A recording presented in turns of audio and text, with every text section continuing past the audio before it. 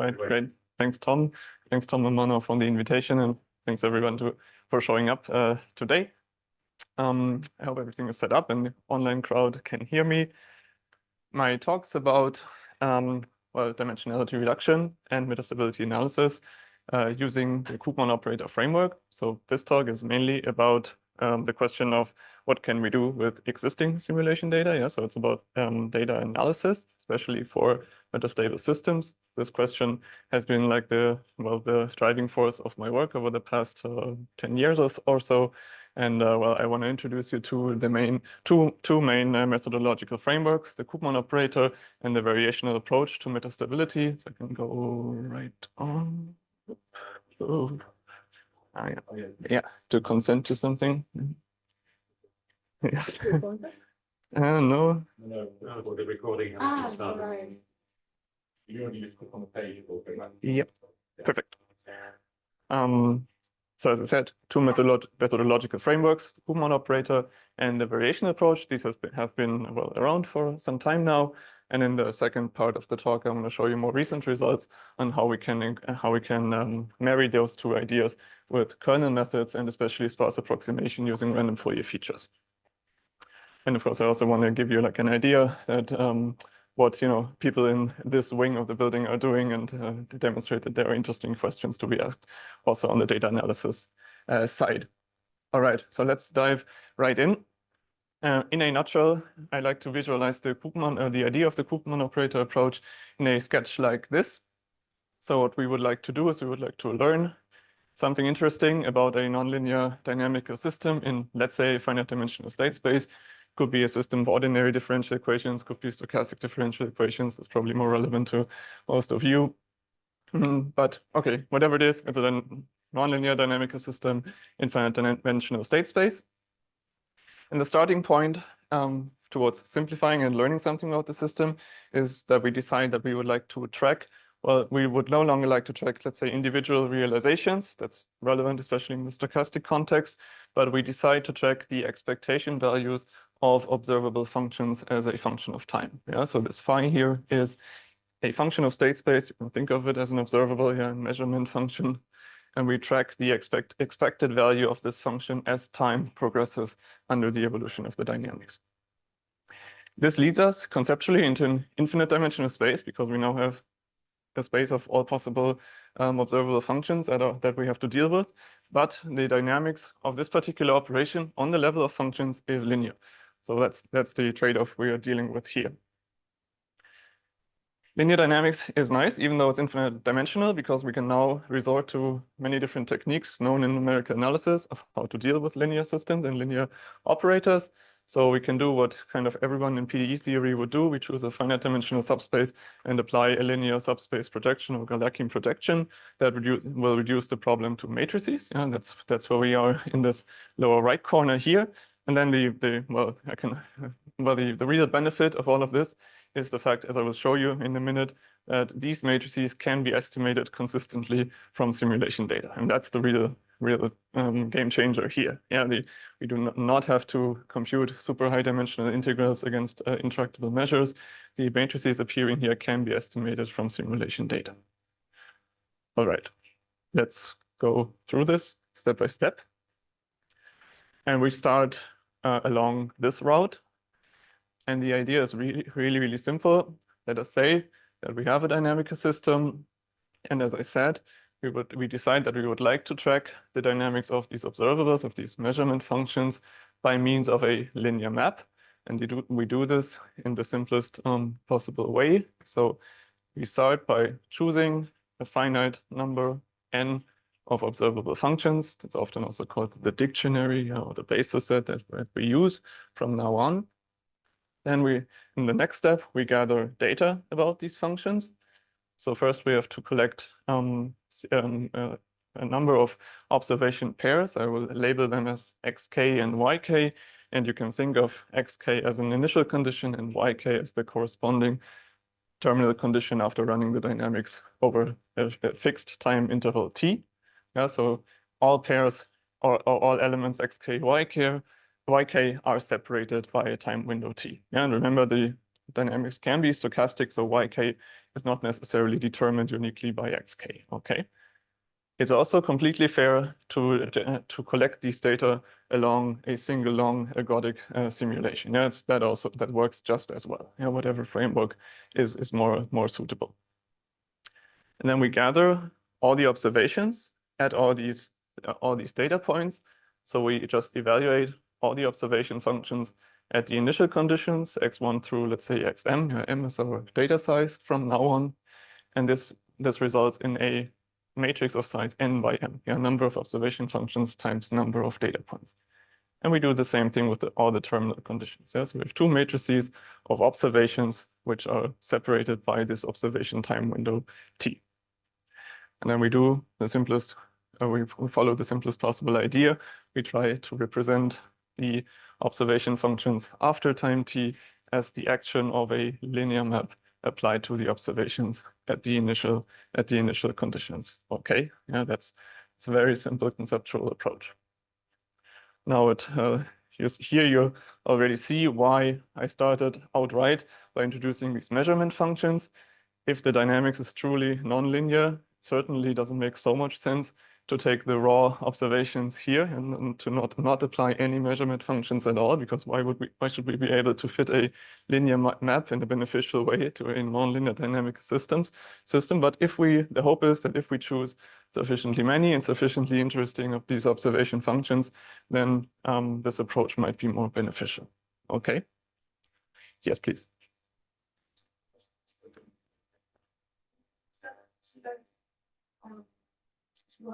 Because I guess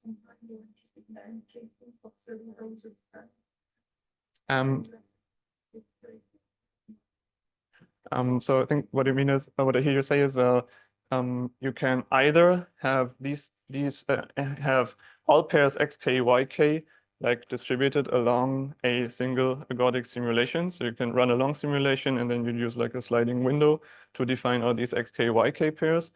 If that's possible, another option, which is theoretically feasible, is also to draw many initial conditions xk from some distribution you choose, let the dynamics evolve independently over a usually short time window tau, and in this way arrive at the yks. Yeah, both ideas are possible.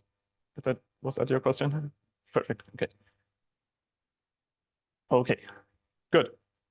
Well, and this is a linear regression problem. So we have an analytical expression for the solution of this problem. It's given by the pseudo-inverse of, or the Moore-Penrose pseudo-inverse of this matrix psi of x, which can be written as in this form here as well. Yeah, that's equivalent, applied to the observations at time y, which we are trying to fit. Yeah?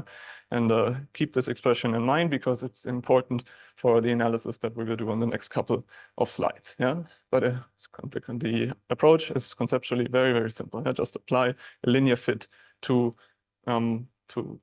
lift, if you like, a lifted observation of our dynamic system. Yes, Tom. And typically, the dimensionality, the number of functions is much less than the point plot. It should, yeah. Otherwise, this is numerically difficult. Yeah, exactly. Yes, yeah, exactly. All right. Now let's have a closer look at the two constituent matrices here. Yeah, so we take a closer look at this matrix product here, psi of x times psi of y, and this matrix product here, which we have to invert. Let's start with the first one, psi of x transpose times psi of x. Let's just inspect a single entry of this matrix. Yeah, we inspect entry ij between two pairs of basis functions I and j. And if we just write out this matrix product, then what we see is we arrive at an empirical average of the product psi I times psi j. And we can treat that as a single observable if you like. And what we get is an empirical average of this product over all the data points, right? Over all the initial conditions xk. Yeah, all I've done is I've spelled out this matrix product. And I introduced the normalization 1 over m here because it doesn't hurt. It cancels out in this product at any rate. Yeah?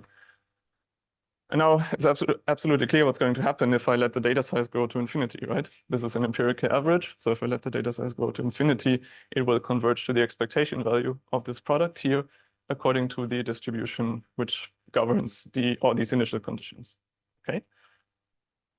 And now crucially, if I do the same thing with the second factor, with psi of x times psi of y, it's the same thing. It's an empirical average. But now the two basis functions are separated by time t, right? They are separated at different time steps. The first guy is evaluated at xk, and the second guy is evaluated at yk.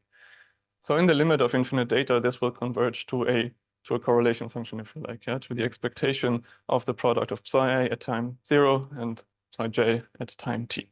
Here's where the temporal information comes in. Okay, but now we've seen that. Did I have a sense for it? No. That in the statistical limit, this simple linear fitting approach has a well-defined limit. Yeah, both of these constituent matrices converge to statistical expectations. One is an instantaneous correlation matrix, and the other is a time-shifted correlation matrix. But there's more to say. If we inspect these two expectation values further, then we can see that the instantaneous correlation can be written out as an integral of this product with respect to the probability measure that we use to generate the initial conditions. That is the same as an inner product in a weighted L2 Hilbert space between those two functions. Yeah, so it's the L2 inner product between the basis functions weighted by this probability measure rho. And the crucial step is to analyze what happens for the second constituent matrix. Here we take this expectation, we split it up using the rule of conditional probability, and we eliminate or we isolate this entry here, this conditional expectation of the function psi j at time t, conditioned on having started at x, as the central object of the talk. Because if we have a closer look at it, then we see that if we apply this action, if we apply this conditional expectation for all possible initial conditions x, that maps the observation function phi to a new function. As if it's a function of the initial condition x, and it's a linear operation on this function because it's an expectation value, so it's a linear operation. In other words, we have defined a linear operator on the observable functions phi, and that's the central object for the rest of the talk. We reserve a name for this linear operator. It's called the Koopman operator. It transports the conditional expectation of any observable function over the time window t that we have selected. Let me pause here. Are there any questions so far? Because this concept, the Koopman operator, is the central ingredient for the rest of today, of this morning. Okay, looks good. Well, feel free to stop me at any time later if something's unclear. And now, what do we have? Yes, Tom. Yes. Do you give me test for this, or do you need this in practice? It can be quite hard to characterize the very Yes. Yes. You explicitly draw it, and you specify this beforehand, or do you? I can either explicitly define it beforehand, or if we are back in this ergodic simulation setting, then at least in the long time limit, it's going to equal the invariant distribution. That's going to equal the Boltzmann distribution. That's automatic from the long trajectory. And that's the main use case. Right? Good. So now the last important point to notice for this framework is, okay, I already said, for these instantaneous correlations, we can view them as an inner product between the two basis functions in the function space. And the second component now that we've introduced this linear operator, can be written as a matrix element for this linear operator, like in the standard, for example, in the finite element discretization of a PDE, or if you think of quantum mechanics, where you have a Hamiltonian acting on different Bra-Ket vectors. This is a matrix element between two basis functions that we choose, and the action of this linear operator KT in between. So together, these two matrices form the constituent matrices of what is called a Galerkin projection. And it's just the orthogonal projection of a linear operator, in this case the Koopman operator, on a finite dimensional set of basis functions, which are our observable functions.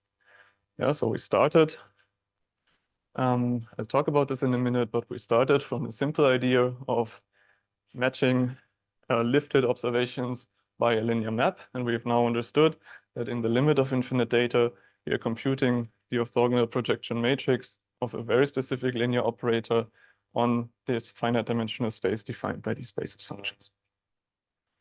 Okay, so we have now cleared up this route. We have also cleared up this route. The last part I still owe you is this comment about linear dynamics. And for this, I have to go back. And the only thing to realize here is that if we view these Koopman operators as a family of linear operators indexed by this time step, by this time window that I allowed to pass, during which the dynamics was evolving, it follows from the Markov property of the dynamic system that they satisfy what's called a semi-group property. In other words, the Koopman operator at the sum of two time steps is the same as applying those Koopman operators one after the other. And from this semi-group structure, if you think of an exponential function, it immediately follows that in the function space, the function kt phi itself applied to any observable function phi satisfies a linear differential equation in the infinite dimensional function space. So there's a linear operator L, which we call the generator, which defines this linear time evolution in infinite dimensional space. For many interesting classes of dynamics, for example, stochastic differential equations or ordinary differential equations, we do have an explicit formula for the generator. It's going to be a partial differential operator. For a stochastic differential equation for overdamped Langevin dynamics, it's Laplacian minus gradient v times the gradient. It's a linear partial differential operator. This follows from the chain rule in the deterministic case, from the Ito chain rule in the stochastic case. Well, in any ways, it can be shown. So basically, we have a PDE here, but we didn't need this. We had a completely data-driven framework to get to this point. And it also applies for more general dynamical systems where we may not have a PDE in the end. We still have a generalized evolution equation here. All right. Good. Good. Okay, so that's the framework. I think I've already said this a few times. I'm just listing a few references here. Much of this framework is inspired from dynamical systems theory. It's inspired by, for example, people working in fluid dynamics or climate dynamics. But these are a few references that present this framework more from the point of view of dynamical systems. Well, you'll have those slides later on, so you can check them out if you're interested. The next thing I would like to talk about is the variation approach. As I can imagine that at this point, there are a couple of elephants in the room, right? One of the big elephants in the room is certainly how we choose these observable functions, right? What are they supposed to be? So the plan for the rest of today is outline one guiding principle to select these observable functions. It's not the only one, but it's the one I'll present today. And then, as I said earlier, we'll talk about automated approaches to selecting a suitable model class. All right, so I'll try to do this in one slide. The variational approach is really simple, and so from now on, we focus on reversible systems. For a reversible system, the Koopman operator KT is self-adjoint. So it's symmetric in this inner product that follows more or less directly from the definition of reversibility, and the flow of probability in either direction is the same. It's a straightforward calculation. And from now on, we agree that what we are interested in doing is we would like to choose these basis functions in such a way that we can recover the slow eigenvalues of the system as best as we can. So let us assume, you can ignore this for a moment. Let's assume that there is a number of dominant eigenvalues of the Koopman operator. I label them as lambda 0 indexed by t. That's again this estimation window through lambda m of t. We always know that the largest eigenvalue of the Koopman operator is equal to 1. That's also easy to see if you go back here to the definition. We can just plug in a constant. Take the expectation value of a constant. It's again a constant. Constants are invariant under the action of this operator. So it's no miracle that the eigenvalue 1 is always given. We don't have to worry about it. And then it follows from the Markov property again that all remaining eigenvalues must be smaller than 1.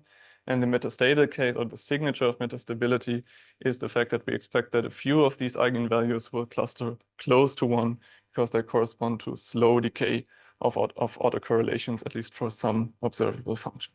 Okay, so this is the structure of the spectrum we expect from now on, and we would like to optimally reproduce this structure from our finite dimensional model. All right, And how can we do this?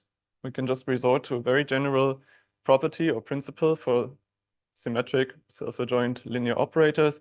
You know it from quantum mechanics, possibly, right? For quantum mechanics, for the Hamiltonian operator, we have a variational principle for the ground state. The ground state is the minimizer of certain matrix elements subject to constraints. It's also often used in numerical linear algebra. If we have like large-scale symmetric matrices for which we want to solve linear problems, this variational principle is often invoked. But in general, it doesn't really matter as long as we have a symmetric linear operator and we would like to learn something about its dominant eigenvalues, regardless of whether they're the largest or the smallest. What can be shown is that the sum of these of the exact eigenvalues indexed from 0 to m in this case, so m is, where m plus 1 is just the number of eigenvalues I'm interested in, is always an upper bound to this quantity here, called the Rayleigh trace. And it is just the sum of these matrix elements with the Koopman operator in the middle for a selection of m plus 1 functions psi I. These functions cannot be completely arbitrary. They have to be mutually orthonormal. Yeah, otherwise this number can be anything. But if again, what this tells me is I can select any collection of m plus 1 functions. They have to be mutually orthonormal. And I plug them into this functional here, which just sums up these matrix elements. This is always bounded from above by the sum of the true eigenvalues. And equality is achieved for the exact eigenfunctions. So that's a simple guideline to steer our model selection, right? Because it means that I can view this R of psi here as a functional, an objective function acting on any collection of m plus 1 functions subject to the right constraints, and I can try to optimize it in order to find the best ones I can. And I know that the better I'll do, the larger this functional is going to be, the closer I'm going to be to the true eigenfunctions, which is what I want, right? I want to know what these eigenvalues are and what the corresponding eigenfunctions are. Okay. Okay, so now we have a functional with the right constraints that can be optimized. And here we see the connection to the Koopman framework. We do not have to integrate, we do not have to analytically evaluate these overlaps here, these inner products between the basis functions that appear in the constraint. We also do not have to analytically evaluate these matrix elements because we've already encountered these guys. We already know that we have data-driven estimators for both quantities that appear in the optimization problem. Yeah, again, we can just replace the inner products by empirical instantaneous averages, and the same thing with the matrix elements. You can replace them by empirical time-shifted averages. Just here's the connection to all this EDMD stuff that I was talking about in the first 20 minutes. Just by replacing the ingredients of this objective function, we arrive at a principled, entirely data-driven guideline for eigenvalue optimization.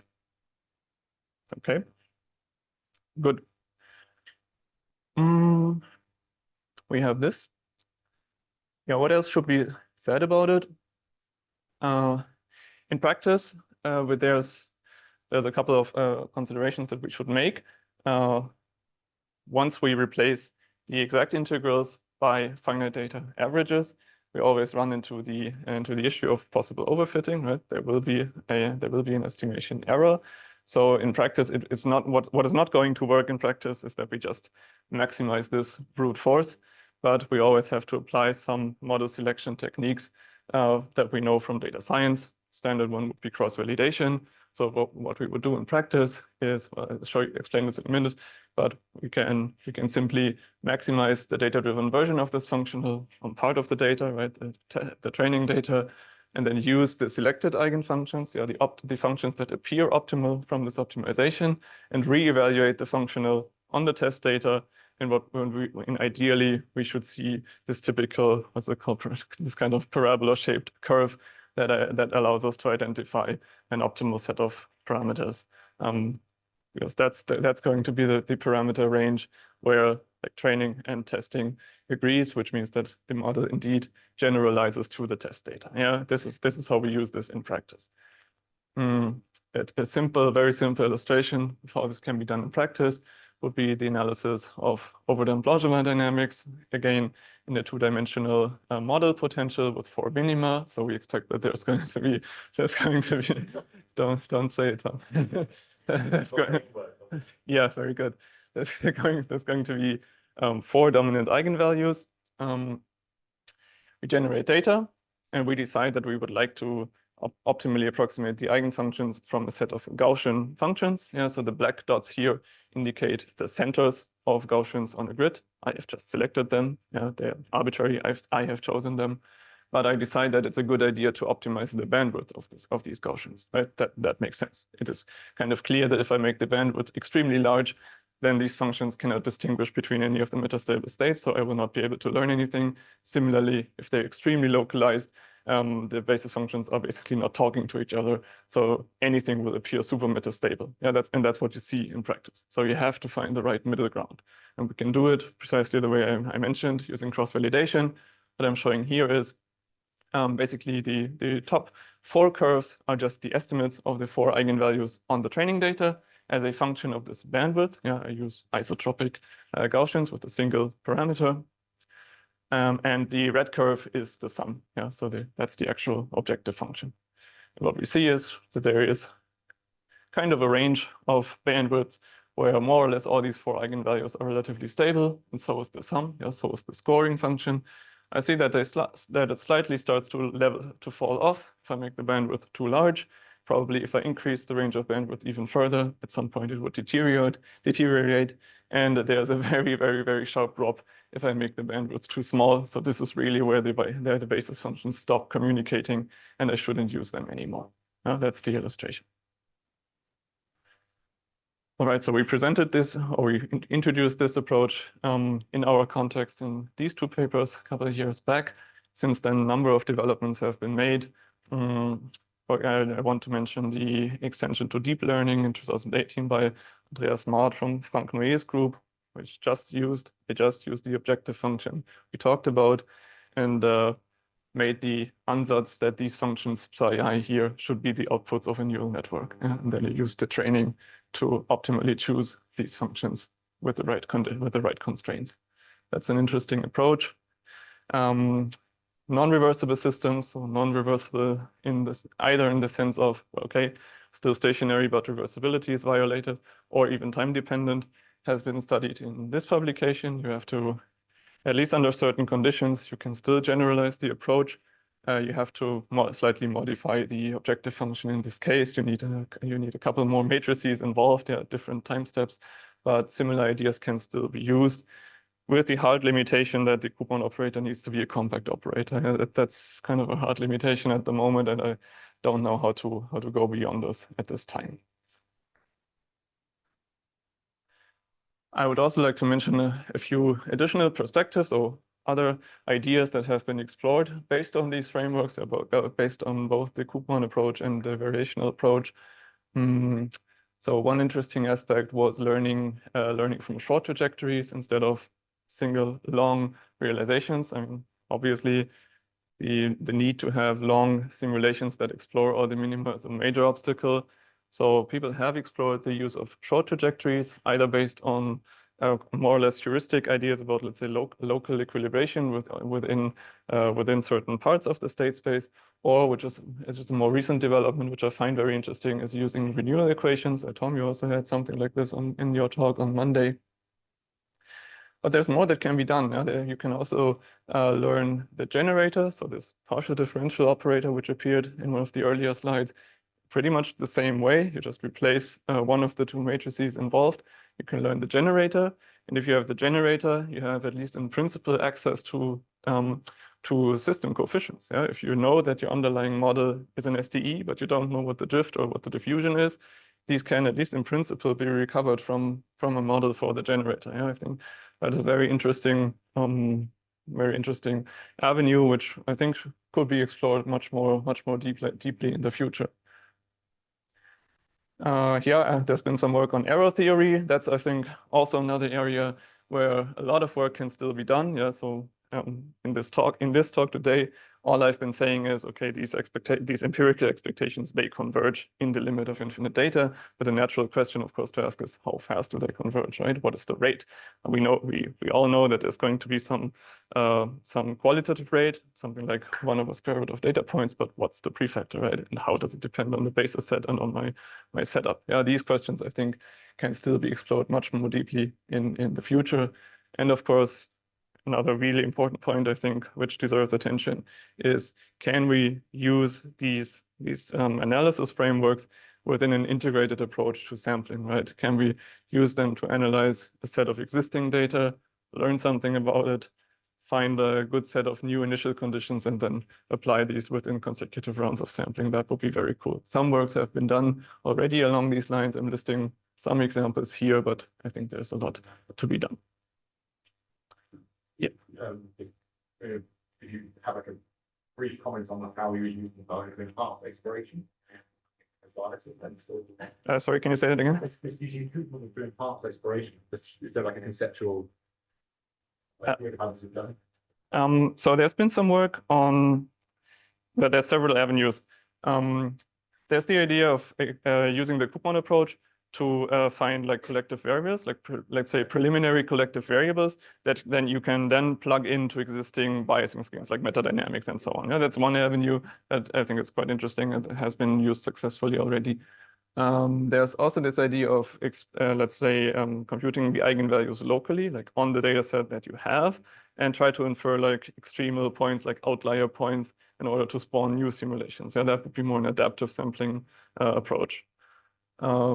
But I think where I still see some room is, and these Koopman models allow you to predict the behavior of observables in the future, right? At least in principle, yeah, if you can learn a good model. So somehow, at least within a certain, let's say, to some extent, yeah, within a certain neighborhood of what you've already explored, I think this should allow you to make statements about, okay, where should I go, right? I think there's room. It's not very. I know this is not very concrete, but I think there's room there's more to be done. Yeah, exactly. Yeah. All right, good. Good. Then, so these are the two frameworks I wanted to introduce. Now I would like to move on to some more recent work, which is about kernel methods. So we stick with the theme of how do we select these basis functions. What we have until now is a guideline, right? But we haven't talked very concretely about the basis functions themselves. And again, of course, I'm not going to give you a definitive answer, but I would just like to suggest a relatively generic, but still powerful model class of basis functions that I think is interesting. And these are kernels. So since choosing a good basis set is hard, one idea that we could follow up on is to just let the data dictate the basis set, right? So we could do something like, let's say we have a number of data points. In reality, of course, we have much more than these few red dots that I'm showing here. You know, these are observations from, let's say, a simulation of our double well, as usual. And then I decide that, okay, I would like to place some type of relatively generic basis functions centered at each data point. Yeah, so standard candidate would be a Gaussian, right? I use a Gaussian function centered at every data point xi. That's the center. Y is the argument of this function. And as shown here, this would automatically define a basis set of more or less local functions that, well, you can already imagine, right? Depending on how the data is spaced, how it is sampled, and which bandwidth I use for these Gaussians, they will be able to, well, for better or for worse, communicate or not communicate with each other, and therefore define a good basis set. Yeah, but that's the idea. Just let the data define a potentially very large basis set from a relatively simple and relatively generic class of basis functions. A natural question to ask then is, what is the limiting behavior, right? What happens if I start sampling more and more data? What's the limit? Is there a meaningful limit? Does this approach converge to an approximation of my Koopman operator, which we know is lurking in the background on a meaningful approximation space?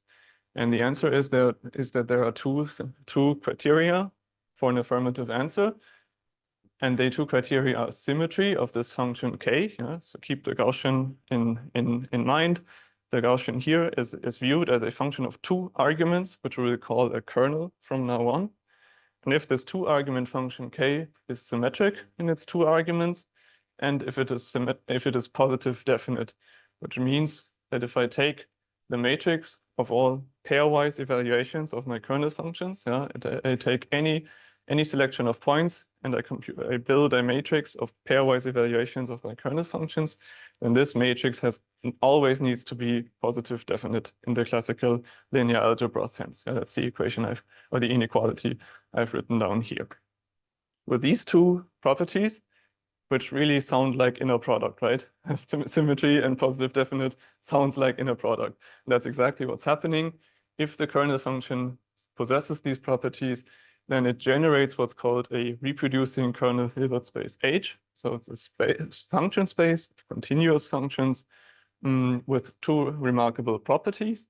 The first is, I guess, expected. Yeah, the Hilbert space H of these functions is basically the limit, the closure of these kernel functions centered at all possible points in my state space, right? I mean, that's expected. That's what we wanted, right? We see, in the finite data regime, we were placing these functions centered at all the data points. And if we expect that if we take the limit of infinite data, we should get something like the closure of the span of all these kernels centered at all possible points. So that's expected. That's what we want.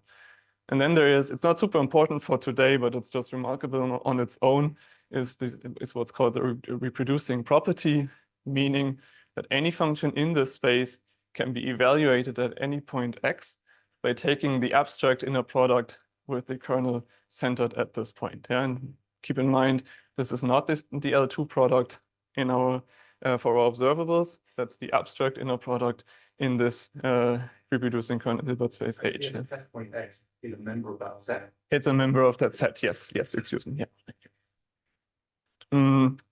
And this property can be exploited both ways. Yeah, it can be exploited to easily evaluate functions in that space, or more importantly, it can be used to bring down or to translate the evaluation of abstract inner products in this space in terms of kernel evaluations. Yeah, because it follows immediately if you take the inner product between the kernel function centered at two distinct points, it just breaks down to compute evaluating the kernel precisely at this pair. Yeah, so the abstract inner products can be translated into simple evaluations of this kernel function at pairs of data points. That's usually called the kernel trick, and it's the foundation of many successful algorithms, for example, support vector machine, that allow you to cast a complex nonlinear problem into a much more higher dimensional linear problem where the abstract inner products can be evaluated by means of the kernel. Yeah, so it's been around for a long time.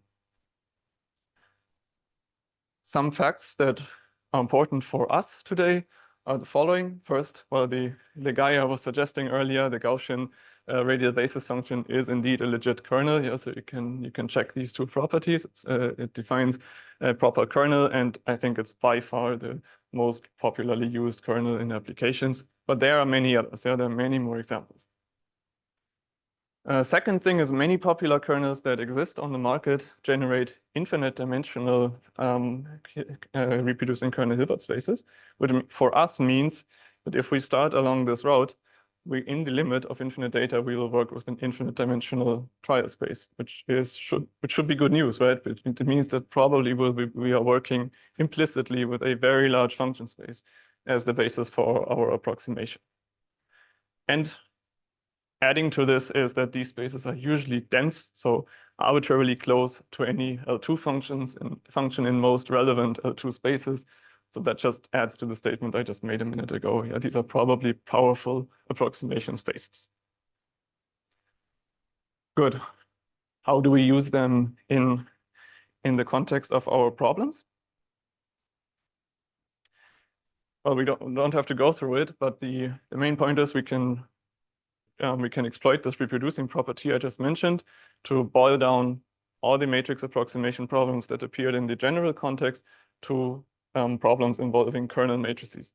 So our approximation for the Koopman operator at time t using the RKHS defined by a fixed kernel is again the product of an inverse Gramian matrix times a time-shifted matrix, but these two matrices can be easily evaluated using kernel evaluations. Yeah, all we have to do is evaluate the kernel function at all pairs of data points to get the Gramian matrix, and at all pairs of time-shifted data points to get the time-shifted correlation matrix. Yeah, this follows from the kernel trick. Yeah, this follows from the reproducing property. And then we can either work with this matrix as a predictor, or we can solve this generalized eigenvalue problem in order to approximate the eigenvalues for a metastable system. Yeah, that's all the same as we discussed earlier, just using the kernel as an implicit trial space now. And there is you can write down asymptotic objects which are lurking behind these matrices. Yeah, so in the limit of infinite data, these matrices converge to representations of now infinite dimensional linear operators on the function spaces. But that's not really important. It's just saying there is a well-defined theory behind all of this. Okay, so far so good. Seems like a nice framework. What are the catches? Yeah, the first catch is we need to choose a kernel function, which does not only break down to choosing a class of kernel function like the Gaussian, but we have to tune its hyperparameters. Yeah, so if we use the Gaussian, where is it? Here. There is usually going to be a single hyperparameter, which is the bandwidth. And you can imagine, just as in the toy example I showed you earlier, tuning this right is crucial. Yeah. So we need to tune these hyperparameters. Fortunately, most kernel functions do not have tons of hyperparameters. Yeah, the Gaussian has one. Other kernels may have multiple ones, but usually there's just a few of them. And the second problem I want to mention is that these matrices are big. Yeah, they scale with the number of observations. They scale with the number of data points. We have m data points. Both of the matrices we have to form are m by m. So if we have 10,000 or hundreds of thousands of data points, these matrices are large, and we have to deal and somehow solve large linear eigenvalue, linear algebra problems for matrices of this size. And not only that, I just said we need to tune the parameters of the kernel in most cases, which means that we'll end up having to solve these large-scale linear algebra problems not once, but many times, right? So this is where it can become really expensive. So what do we do about it? And the trick, as usual, as almost in all cases, is there needs to be some kind of low-rank structure, otherwise we're lost. But fortunately, empirical evidence suggests that usually there is a low-rank structure. Yeah? In many cases, this kernel Gramian matrix Kx, which I highlighted in red here, is of surprisingly large rank, which means that we don't have to work with this full approximation. So if we can efficiently find a factorization of this matrix Kx as a product of smaller matrices, then we will be able to translate everything into smaller scale linear algebra problem and will be good. Many different methods come to mind. Yeah, there's not a unique candidate for approaching this problem. There are nice term approximations. There's lots of stuff in random linear algebra where you just basically apply a matrix to random vectors drawn from a certain distribution. Many candidates come to mind. I will talk about random Fourier features today because they're particularly well suited, in my opinion, and tailored for kernel problems. But let's keep in mind that a brute force approach to solving this generalized eigenvalue problem would scale with the data size to the third power, which is really prohibitive for us. All right, so in order to do better, let's introduce random Fourier features. There's also another classical old result, which tells us that as long as the kernel is translation invariant, so it's really just a function of x minus y, which makes perfect sense from most of the applications we have in mind, and it's normalized, and it can be written as an expectation value over complex exponentials in frequency space. That's called Bochner's theorem. We can write the evaluation of the kernel, sorry, this should be a small k, as the expectation of frequencies drawn from a certain probability measure rho of the product of two complex exponentials evaluated at the 2 points x and y. Yeah, so again, just to make sure that we're all on the same page, x and y are the arguments in real space of the kernel, whereas omega are frequencies drawn from the probability distribution rho. Okay, and this is helpful because this is an expectation, and if we can generate samples from this expectation, we can replace it again by an empirical average, right? We draw a certain number of frequencies, omega u, from the measure rho, and just compute an empirical average of this product of complex exponentials. And the hope is that we only need a limited number p of these samples in order to achieve good approximation quality for these expectations. P should be much smaller than m in order to make computational gains. The good news is that this measure rho in the frequency space is usually known for most popular kernels. It comes from the Fourier transform. Got it. So for the Gaussian kernel, for instance, the Fourier transform of the Gaussian is a Gaussian with inverted bandwidth. So for most popular kernels, we know exactly what to do. Generating these frequency samples is really easy. Good. And I mean, how does it work? We don't have to go through all the details, and since time is running out, the key idea is we take these large kernel matrices and we use the same random approximation using the same frequencies that we draw from the distribution in frequency space for all pairs of kernel evaluations. And if we do it, and if we only need a few of them, this automatically factorizes these large two matrices in this way, in this conceptual way. I just have to assemble two matrices containing these complex exponentials evaluated at pairs of points in real space and frequencies in the frequency domain. And these matrices are tall and skinny, right? And then I have a factorization of a tall and skinny matrix with its transpose, complex transpose. And here I have the same thing. So that's the low-rank decomposition we're looking for. And it's generated randomly by drawing these frequency samples from the known distribution. We can do even better. It's easy to show that we don't have to form these matrices here, this matrix products here, because they're still large, they're still m by m. We can write down a dual matrix eigenvalue problem, which is basically just contains the complex transposes of these two problems. And then the problem becomes p by p. Yeah, it's just on the size of the number of frequency samples. And that's much more doable. And that's where real computational savings are possible. All right. What else can be done? We can use the VAMP score, this Rayleigh variational principle, to guide the search for both a suitable bandwidth and for the number of frequencies to draw. So that gives us two hyperparameters to tune.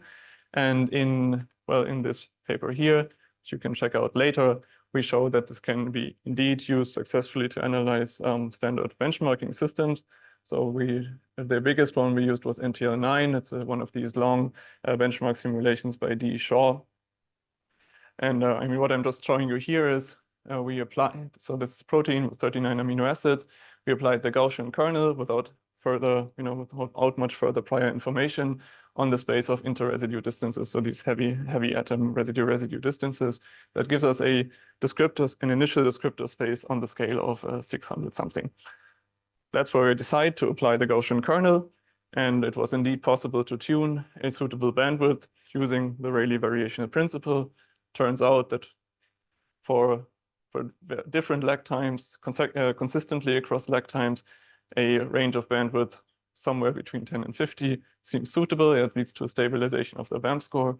And then if we go through the usual procedure, compute eigenvalues, compute eigenfunctions, and extract metastable states, we correctly recover the folding-unfolding transition, which has been found in previous publications, of course. Yeah, but it's the main point is we can use a uninformed basis set, kernel plus random Fourier features on a sensible initial set of descriptors into residue distances. And of course, it's efficient. Yeah, we need something like a few hundred of these random features for the method to work out well. All right. I skipped the conclusions because I've said this a number of times. These are the main references for today. So thanks again for your attention, and I'm happy to take questions.